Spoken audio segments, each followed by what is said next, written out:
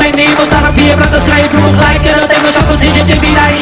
មកជាជាខោនឹងអភ័យព្រោះមកស្គាល់ជាទៅទីអូមានតាមប្រណីអូនរ៉ាំរងរហ័ននេះភ័យមកសន្យាថាមិនអើយរក